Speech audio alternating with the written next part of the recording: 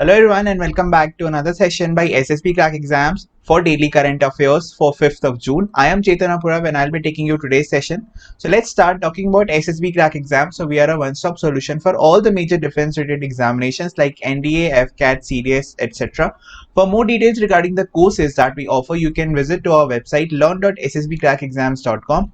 You can also subscribe to our YouTube channel SSB Crack Exams for regular current affair videos and other related defense-related videos update. You can also follow us on Instagram and don't forget to download our Android app from Google Play Store, that is SSB Crack Exams.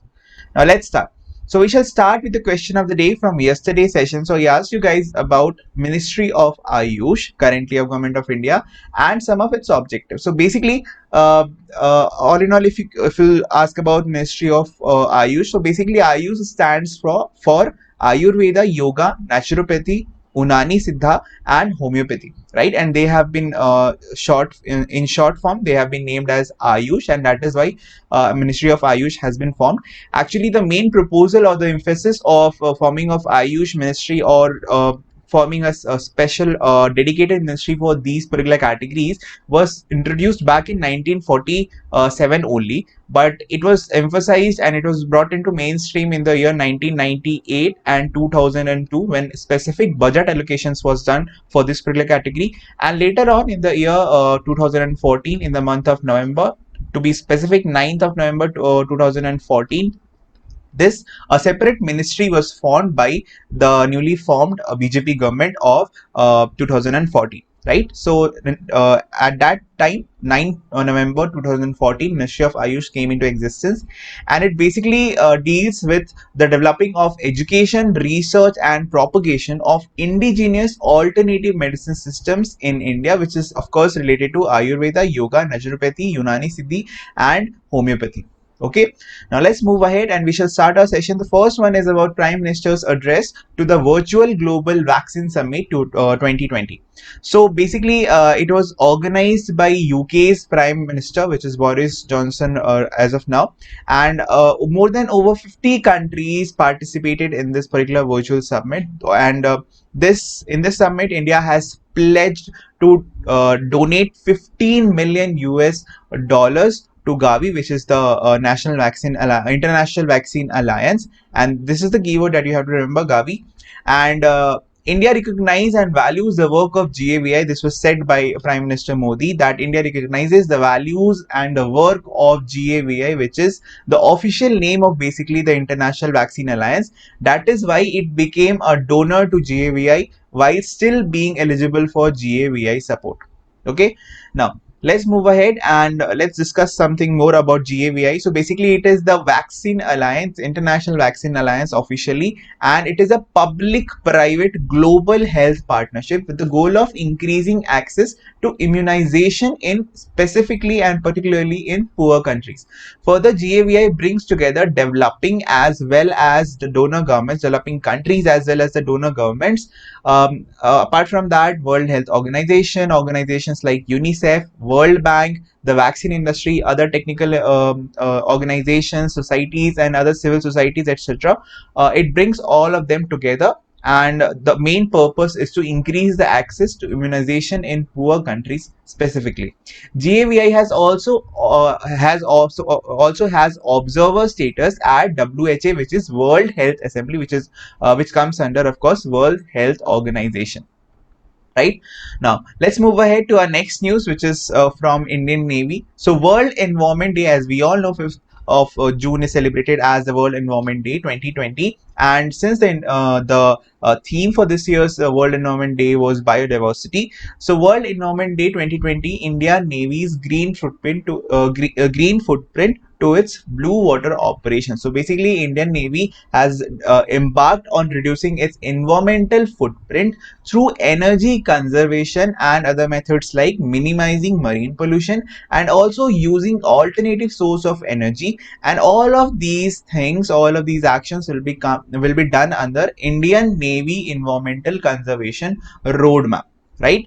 Further, with the aim of reducing pollution from the engine exhaust of ships and the vessels, the Indian Navy also collaborated with Indian Oil Corporation Limited (IOCL) to also revise the fuel specification, which will definitely affect the exhaust or the exhaust gases leaving out from the engines of these ships, right? Which of course creates a lot of environmental concerns. Further, Indian Navy has voluntarily implemented all the 6 schedules of International Convention for the Prevention of Pollution from the Ships, that is, which comes under MARPOL, and this is also one of the question of the day. You have to study about MARPOL regulations. Further, apart from this, all the naval ships at present have been fitted with MARPOL compliant pollution control equipments. It is almost like the same. For example, we have Euro norms for European vehicles, automobile norms. Then we have BS for Bharat stage automobile norms for Indian vehicles. Similarly, we have MARPOL. It's almost equivalent to that, but for marine vessels, right?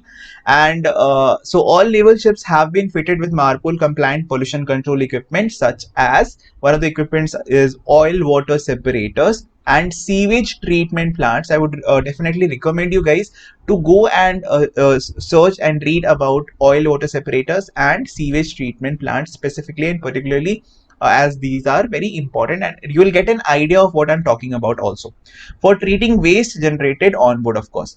Further, to ensure upkeep of harbor waters, accelerated bioremediation technology has also been developed by Naval Materials Research Laboratory, that is NMRL of Indian Navy, which is present and located in Mumbai. So Government of India has launched Tulip Scheme, which is for providing opportunities to fresh graduates in all ULBs and smart cities, and this has been launched. And what this Tulip does, this basically provides internship opportunities to the freshly graduates of the country, and this will be providing fresh graduates experiential learning opportunities in specifically and particularly the urban sector.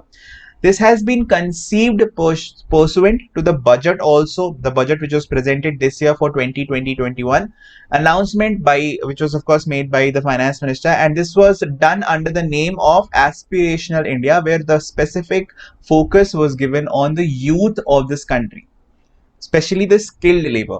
Further, instead of approaching education as doing by learning, this particular entire, in fact, the method or this approach is basically learning by doing. That is, the students or the graduates who will be freshly graduates, they will learn by doing things and working on any particular project or job, right? Which is the approach which this follows.